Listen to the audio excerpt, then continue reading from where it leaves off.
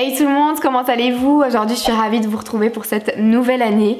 Je vous souhaite pour 2020 de la santé, de la joie, de la réussite, de l'amour et tout ce qui peut vous aider à vous épanouir pour cette nouvelle année. Je vous le souhaite à 100%. Pour commencer cette nouvelle année, j'avais très envie en fait de mieux me faire comprendre à travers mes engagements pour 2020, etc.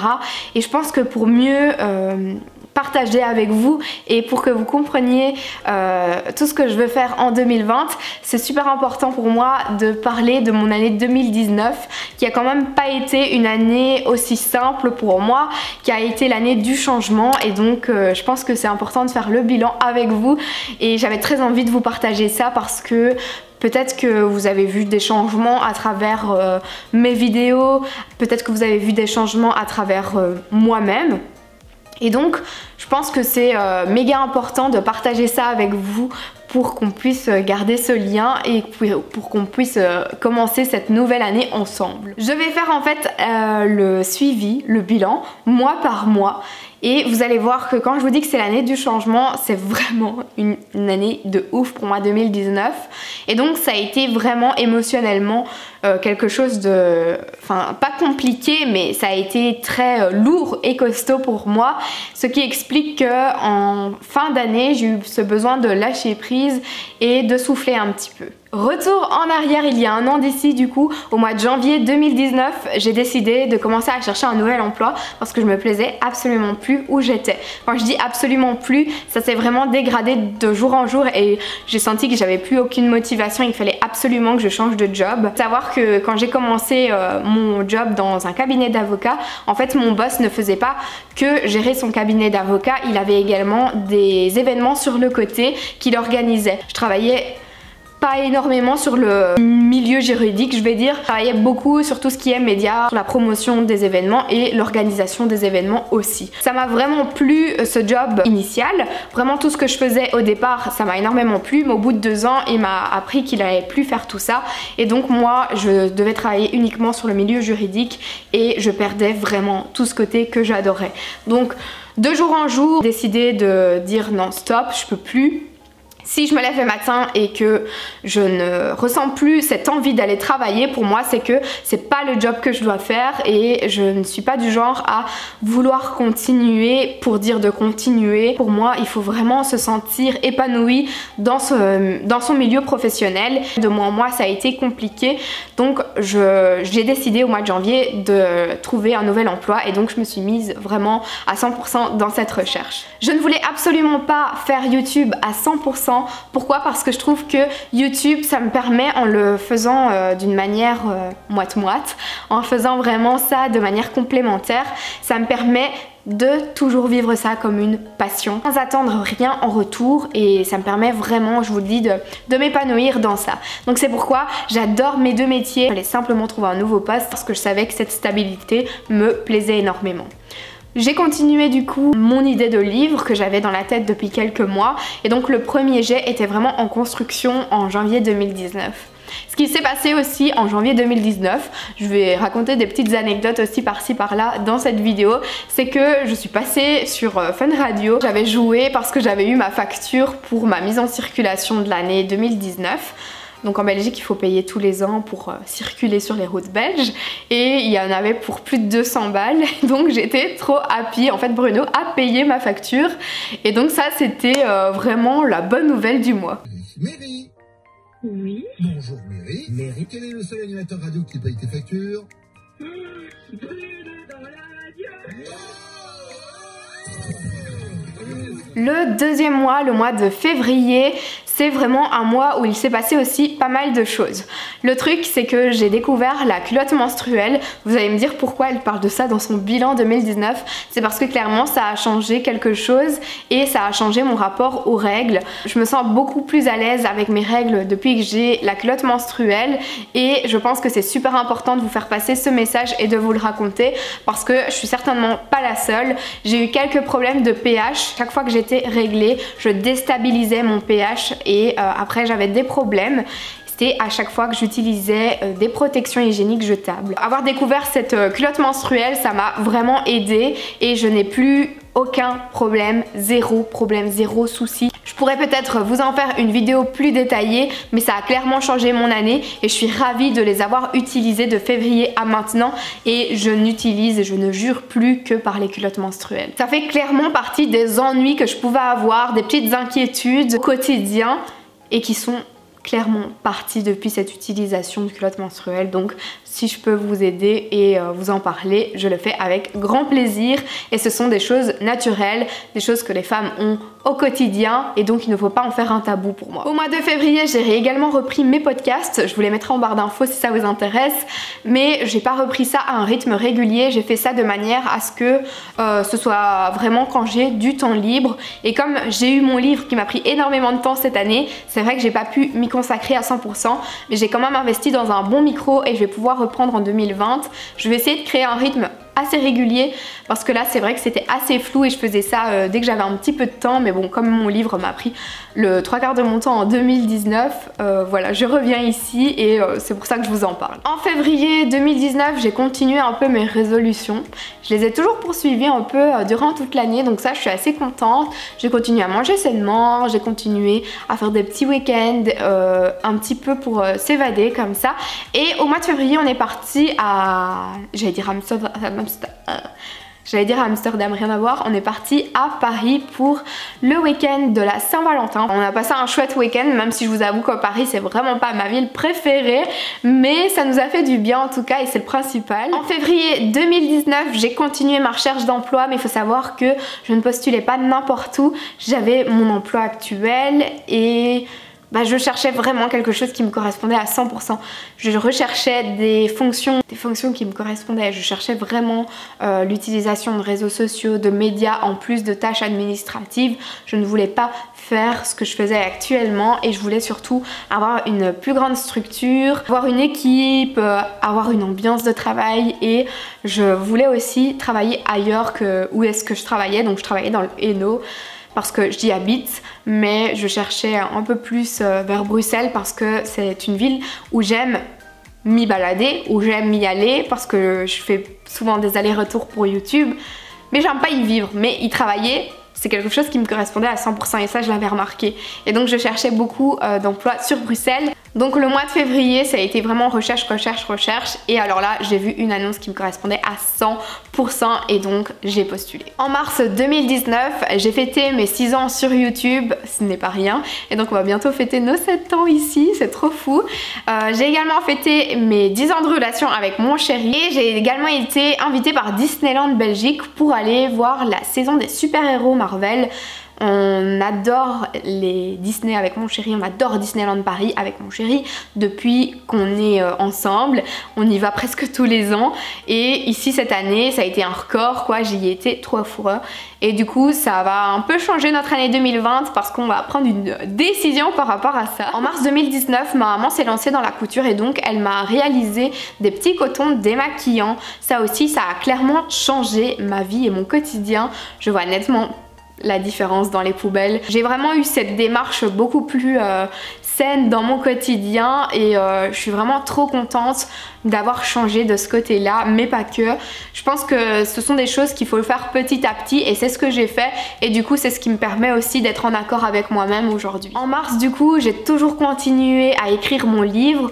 Le premier jet que j'avais en janvier, à chaque fois j'y retravaillais, mais ce que j'ai fait surtout c'est que j'ai commencé à chercher ma maison d'édition. En fait je me suis renseignée et j'hésitais vraiment à m'auto-éditer ou à aller vers une maison d'édition et quand j'allais vers les maisons d'édition, j'essayais de regarder un peu le travail qu'elles avaient fourni pour voir si cela me correspondait et c'est à ce moment-là que j'ai envoyé des mails pour vraiment présenter mon projet à plusieurs maisons d'édition pour voir avec qui ça matcherait le plus et qui serait intéressé aussi de travailler avec moi. Et donc c'est donc en mars, après avoir envoyé plusieurs mails, que j'ai fait mes premiers rendez-vous avec des maisons d'édition. En avril 2019, j'ai fêté mes 23 ans, donc moi je suis née le 19 avril. J'ai réalisé mon premier number cake d'ailleurs.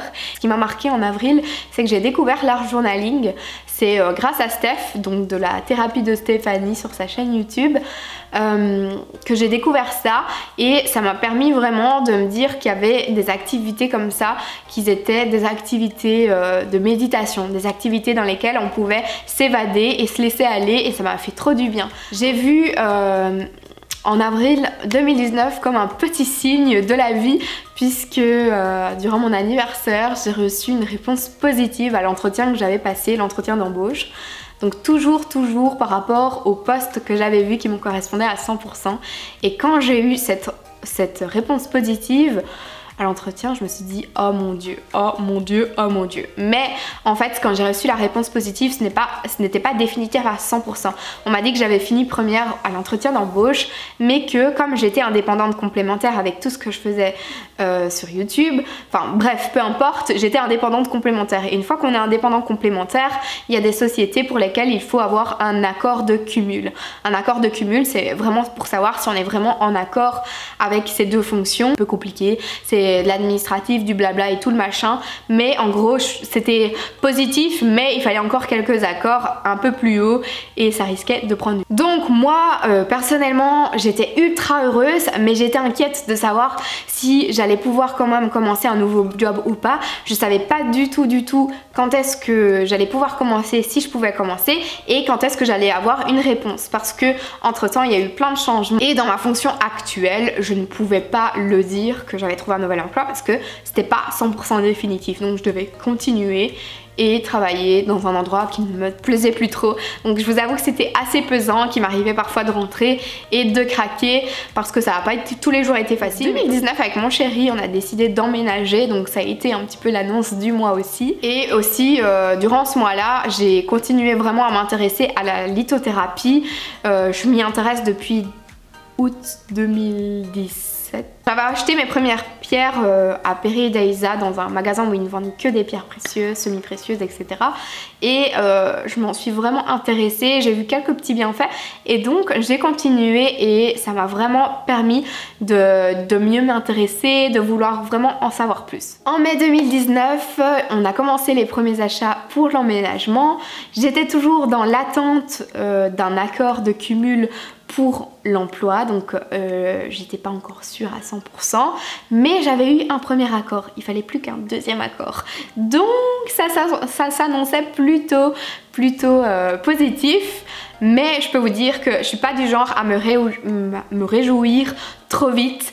Je n'espère pas trop vite, je suis pas du tout comme ça, donc j'attendais vraiment d'avoir les réponses. Durant le mois de mai, suite à mes rendez-vous du mois d'avril avec les maisons d'édition, j'ai décidé de travailler avec Racine et au mois de mai j'étais vraiment dans l'attente d'avoir une réponse si on allait signer ce contrat ou pas pour la sortie de mon livre. Donc en attendant j'ai pas baissé les bras, j'ai continué à écrire mon livre. Au mois de mai aussi j'ai pu découvrir Angèle en concert avec ma maman, ça a été vraiment un chouette moment à partager. On a réservé les vacances à Dubaï au mois de septembre et qu'est-ce qui s'est passé encore? Et on a aussi été à Madrid pendant une petite semaine et ça nous avait fait un grand bien. Le 11 juin j'ai partagé une story sur Instagram qui était très symbolique. C'est une story où c'est mon acteur préféré, voilà, comme ça vous savez tout, qui joue en fait là dans Madame Doubtfire, c'est un de mes films aussi favoris. En fait tous les films de Robin Williams, je les ai kiffés à 100% parce que voilà, c'est mon acteur préféré. Dans ce film, il démissionne et il dit Vous est jamais arrivé de vouloir faire un arrêt sur image d'un moment de la journée, de regarder et de dire hey, c'est pas ça ma vie.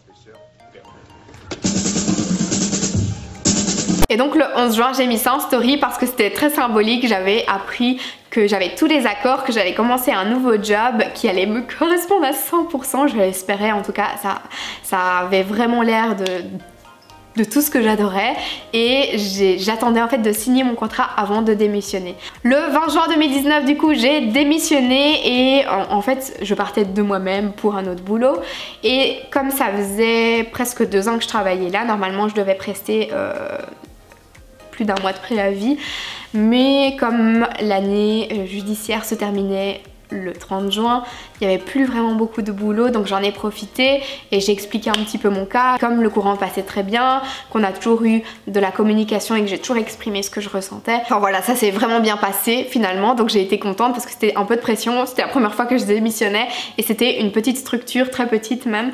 Donc c'est pour ça que bon, ça met beaucoup de pression quand on sait qu'on gère tout et qu'on est le bras droit de quelqu'un quand on annonce qu'on va partir.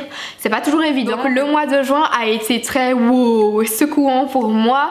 J'ai donc démissionné le 20 juin, j'ai signé mon contrat pour commencer le 1er juillet et le 29 juin exactement, on a emménagé avec mon chéri. Donc première nuit, ça a été le 29 juin ici à 2 et donc je commençais mon job 2 jours après, mon nouveau job, le 1er juillet. Ce que j'ai fait aussi au mois de juillet, c'est que j'ai signé mon contrat avec ma maison d'édition Racine pour sortir mon livre, mon journal de bord pour organiser sa vie. Et le mois de juillet a été vraiment très rythmé par la mise en place de notre petit chez nous quoi.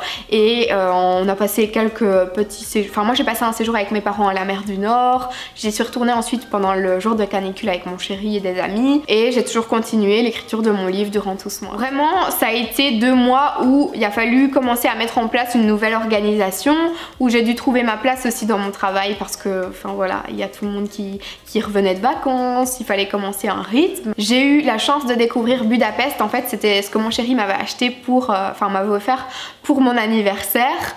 Il m'avait fait cette surprise et c'était le départ quelques mois après parce qu'on n'avait pas le temps de partir entre temps. Donc on a été voir Budapest et j'ai beaucoup aimé. Je crois que c'est le plus beau voyage que j'ai pu faire parce que ça m'a vraiment plu. Autant les saveurs culinaires que visuellement parlant, je trouvais ça trop beau. Début septembre, j'ai pris l'avion avec mon frère qui prenait son premier avion de toute sa vie. Donc mon frère a eu 30 ans cette année et donc je lui ai proposé de venir avec moi à Rome et on a passé un petit séjour de 3 ou 4 jours là-bas et c'était trop bien. C'était la première fois que j'allais à Rome et j'ai beaucoup aimé aussi. Durant le mois de septembre, je me suis initiée, j'ai commencé, enfin j'avais acheté ça au mois d'août, j'avais commencé un petit peu, puis au mois de septembre je m'y suis vraiment intéressée, c'est aux cartes d'oracle. J'ai les oracles d'Isa, ils sont vraiment trop bien. J'ai celui pour les relations et j'ai celui pour les missions de vie. Quand je tire mes cartes de mission de vie pour comprendre un petit peu pourquoi je suis comme ça, par exemple actuellement, j'ai des messages de fou et je n'ai jamais une carte qui ne me correspond pas.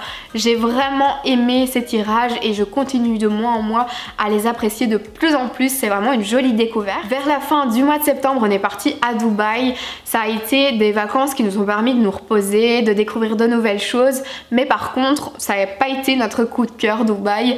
Je vais en faire des vidéos, je vous avais promis ça, mais comme je vous l'ai dit, j'ai été un petit peu bousculée durant l'année 2019, c'est pourquoi j'ai pas fait des vidéos tout de suite après mes voyages, des guides et tout le machin comme j'ai l'habitude de faire parce que comme je vous le dis, j'ai été très voilà, donc ça arrive, je vous en reparlerai vraiment en détail et je crois que mon chéri a envie de participer à cette vidéo pour donner aussi son avis, mais Dubaï pour moi c'est quelque chose à faire une fois, à découvrir une fois, mais c'est vraiment pas un endroit où j'aimerais y retourner ou un endroit où j'aimerais vivre encore moins. Il manque en fait des souvenirs, il manque des émotions, j'ai l'impression, tout est figé comme ça, je sais pas. C'était un ressenti mais je vous l'exprimerai. J'ai discuté énormément avec la graphiste du livre pour voir ce qui me correspondait. On a vraiment pensé au graphisme du livre à 100% durant ces mois, enfin surtout le mois d'octobre, hein, le novembre c'était clôturé. J'ai offert à mon frère et à ma maman un petit séjour à Disneyland Paris, donc comme je vous l'ai dit, je suis allée 3 fois cette année et je compte y aller encore plus en 2020 parce que c'est vraiment un moment de pur bonheur, un moment de magie, je kiffe trop y aller. Mon livre est parti à l'imprimerie et wow, que d'émotion de voir ça. Et finalement pour le mois de décembre, et bien ça y est, mon livre est sorti. J'ai vu vos premières photos avec mon livre dans les mains et ça m'a fait tout bizarre. Au mois de décembre, on est allé à Londres tout d'abord. Il y avait vraiment de trop belles décorations de Noël. Ensuite, le week-end d'après, on est allé à Lisbonne. En fait, j'avais payé ça pour l'anniversaire de mon chéri et donc on a vraiment pu découvrir pour la première fois Lisbonne et ça nous a donné l'envie de revenir un peu plus longtemps parce que là on y est allé un week-end. Et pour terminer l'année, quoi de mieux que de passer des moments en famille et de profiter de tout ça. En cette fin d'année, j'ai vraiment essayé de lâcher prise parce que comme vous l'avez vu, cette année a été très chargée. Et je suis prête à attaquer 2020 en force. Je crois que j'ai assez parlé là maintenant et qu'il est temps maintenant de parler de 2020. Donc on se retrouve très vite pour une prochaine vidéo pour parler de ça et pour vraiment passer une jolie année. Je vous fais plein de gros bisous du coup et je vous dis à la prochaine.